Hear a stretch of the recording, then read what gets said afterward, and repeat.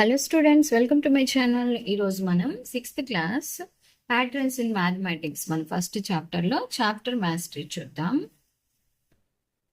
Which of the following is Virahanka or Fibonacci sequence? So Fibonacci sequence అంటే ఏంటంటే pair of నంబర్స్ని మనం add చేస్తే నెక్స్ట్ నెంబర్ వస్తుంది. సో 1 + 2 3, 2 + 3 5. సో ఇక్కడ వచ్చి ఆప్షన్ సిఎం. Match the following. Square numbers ఏంటి? 1 4 9 16 అంటే ఫస్ట్ది B.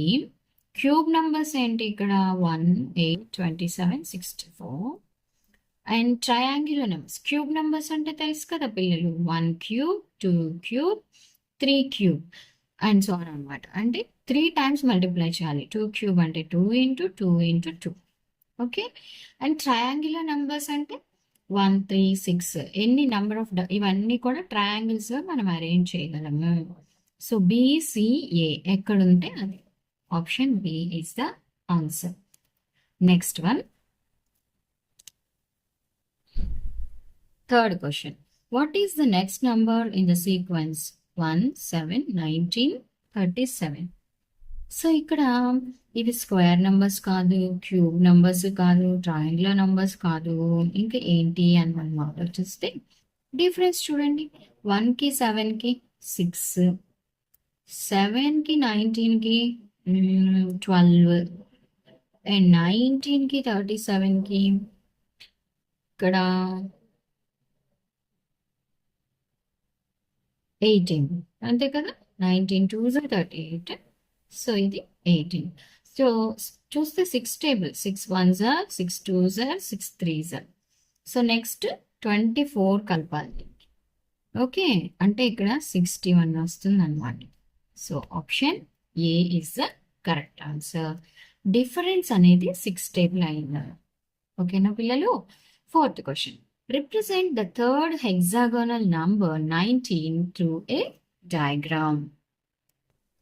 So hexagonal number 19 by diagram అంటే ఫస్ట్ 5 డాట్స్ పెట్టండి. 1 2 3 4 5 అండ్ వీటికి మిడిల్ డాట్స్ అంటే చుక్క మధ్యలో చుక్క అంటాం కదా పిల్లలు.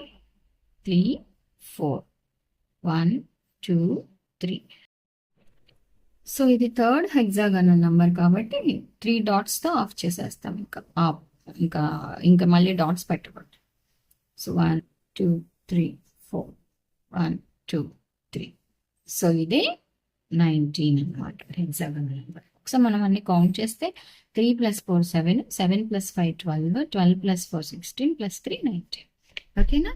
సో ముందైతే 5 డాట్స్ పెట్టి అటువైపు ఇటువైపు చుక్కు మధ్యలో చుక్క ఇలా పెట్టాలి. Next fifth question. Dash is an example for both triangular and square numbers. So ఇక్కడ మనకి ట్రయాంగులర్ నంబర్స్ అంటే ఏంటి? సో నంబర్ ఆఫ్ డాట్స్ని మనము ట్రయాంగిల్లో అరేంజ్ చేయగలిగేలా ఉండాలి కదా.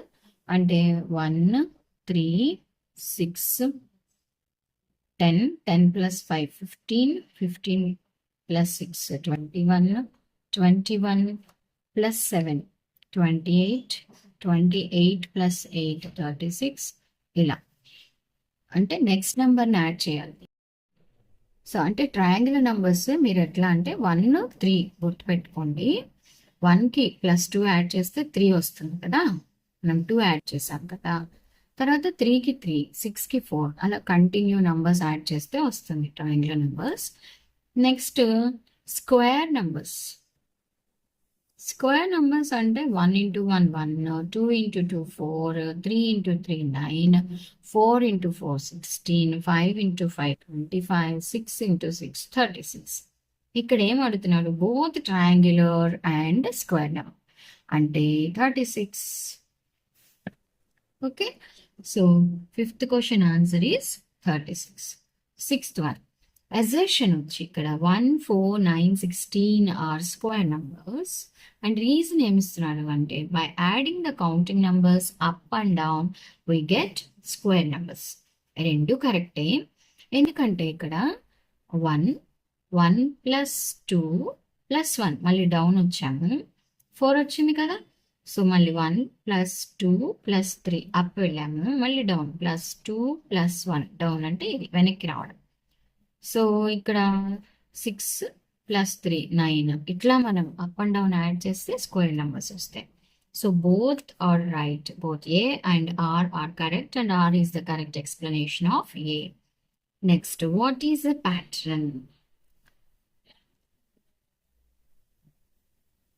సో మనం ప్యాటర్న్ కి డెఫినేషన్ రాసేయచ్చమ్మా. A pattern is something that repeats in a regular way and helps us predict what comes next. ఒక రెగ్యులర్గా రిపీట్ అవుతూ ఉంటుంది, అలాగే నెక్స్ట్ టైం వస్తుంది అనేది మనం ఊహించగలము. దాన్నే మనం ప్యాటర్న్ అంటాం. 8th question. Which mathematical sequence is often seen in natural patterns like sunflowers and pine cones and a Fibonacci sequence? Okay, a sequence ఇక్కడ మనము సన్ఫ్లవర్స్ అండ్ పైన్ కోన్స్ లో చూస్తాము అంటే Fibonacci sequence. 9th problem. How is the Fibonacci sequence connected to spirals in nature? So ఈ ఫిబోనాకి sequence నేచర్లో ఎలా ఉంది, ఎక్కడ కనిపిస్తుంది అని కూడా మనం అర్థం చేసుకోవచ్చు. So many natural spirals like those in sunflowers, pine cones and shells follow the Fibonacci sequence. So నేచర్లో మనం ఎక్కడ చూడొచ్చమ్మా ఫిబోనాకి సీక్వెన్స్ అంటే sunflowers, pine cones and shells. వీటిల్లో ఇక్కడ స్క్రీన్ మీద కనిపిస్తున్నాయి కదా, సో వీటిల్లో మనం ఫిబోనాకి సీక్వెన్స్ అనేది అబ్జర్వ్ చేయొచ్చు. సో మీరు సింపుల్గా sunflowers, pine cones and shells అని రాసినా సరిపోతుంది పిల్లలు. జస్ట్ నేను ఇదంతా కూడా సెంటెన్స్ ఫార్మేషన్ కోసం రాసాను అంతే. 10th question. Why do honeycombs have hexagonal pattern? Hexagonal pattern ఎందుకు ఉంటుంది అంటే, సో ఇక్కడ పిక్చర్లో మనం కేర్ఫుల్గా అబ్జర్వ్ చేస్తే ఈ హనీకాంబ్లో అన్నీ కూడా హెగ్జాగాన్స్, అంటే ఇలా 6 సైడ్స్ ఉంటాయి కదా, ఇది హెగ్జాగాన్. ఓకే, ఈ ప్యాటర్న్లోనే ఉంటాయి. ఎందుకు అంటే తక్కువ ప్లేస్ వేస్ట్ అవుతుంది, అసలు ప్లేస్ వేస్ట్ అవ్వకుండా ఇలా మనం చేయొచ్చు అనమాట దీంట్లో. సో సేమ్ థింగ్ మనం ఇక్కడ రాస్తాము చూడండి. Honeycombs have hexagons because they use less wax and store more honey. So ఎక్కువ వ్యాక్స్ కాకుండా తక్కువ వ్యాక్స్ యూజ్ చేసి ఎక్కువ హనీని స్టోర్ చేయడానికి. Less wax and more honey, ఎక్కువ హనీ రావడానికి, అంటే తక్కువ ప్లేస్ వేస్ట్ అవుతుందని అర్థం. సో ఇలా మనం రాసేస్తాం. Honeycombs have hexagons because they use less wax and store more honey. Next question. Explain how symmetry helps in nature. So నేచర్లో సిమెట్రీ ఎలా హెల్ప్ అవుతుంది అంటే, symmetry makes plants and animals look balanced and beautiful. చాలా answers ఉన్నాయి, కాకపోతే అవి అందంగా కనిపించేలాగా symmetry help చేస్తుంది అని మనం రాస్తే సరిపోతుంది. 12th one. Find the next 3 terms in the pattern 2, 4, 8, 16. ఇలా ఇచ్చారు. నెక్స్ట్ 3 టర్మ్స్ మనం రాయాలమ్మా. సో అవి ఎట్లా వస్తాయంటే ఇక్కడ చూడండి, ఇవన్నీ కూడా 2 పవర్సే కదా, 2 power 1, 2 స్క్వేర్ అంటే 2 2s. ఇక్కడేమో 2ని 3 టైమ్స్ మల్టిప్లై చేసాం, 2 2s 4, 4 2s 8, 3 టైమ్స్, ఇది 4 టైమ్స్. నెక్స్ట్ 5 టైమ్స్ మల్టిప్లై చేయాలి 2ని. ఓకే, అంటే 16ని జస్ట్ 2తో మల్టిప్లై చేయాలని కూడా అనుకోవచ్చు. 2 2s 4, 4 2s 8 ఇంటూ 2 అనమాట, ఇంటూ 2 ఇంటూ 2 ఇంటూ 2. మరి 16 2s 32, మళ్ళీ 32 2s 64, 64 2s 128. ప్రతిసారి మనం 2తో మల్టిప్లై చేసాం. 13th question. The arrangement of petals in a flower follows Fibonacci numbers. If a flower has 13 petals, predict the number of petals in the next in this pattern. So 13 తర్వాత వచ్చే number ఏంటి ఫిబోనాకీ sequence లో అనేది question అమ్మా. Okay, so ఇదైతే మనం into 2 కదా, 16 2 32 64 128. మీకు నీట్గా నోట్స్ రాసుకోవడానికి.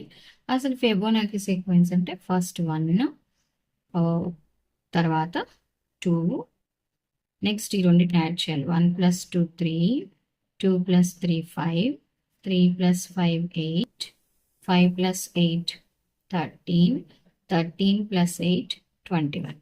సో ఏమొస్తుంది? 21 వస్తుంది 13 తర్వాత. సో 13th క్వశ్చన్కి ఆన్సర్ మనకి 21. ఎలా వచ్చింది అనేది కూడా ఎక్స్ప్లెయిన్ చేశాను. Observe these numbers 1, 4, 9, 16, 25. Identify the pattern and explain the rule. So ఇక్కడ మనకి 1, 4, 9, 16, 25. సో ప్యాటర్న్ ఏంటి? 1 square, 2 square, 3 square, 4 square and 5 square. 5 5s కదా. సో రూల్ ఇక్కడ ఇవన్నీ కూడా square numbers.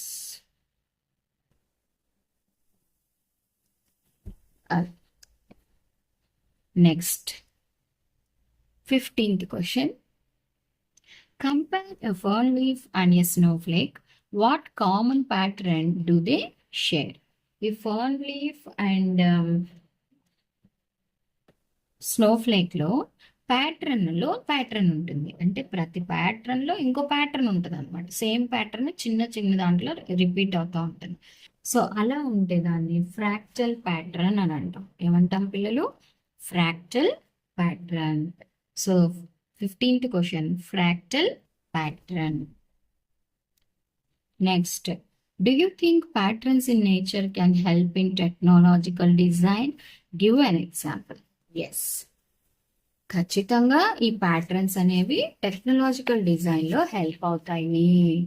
So yes, example ఏంటంటే honeycomb pattern is used in airplanes.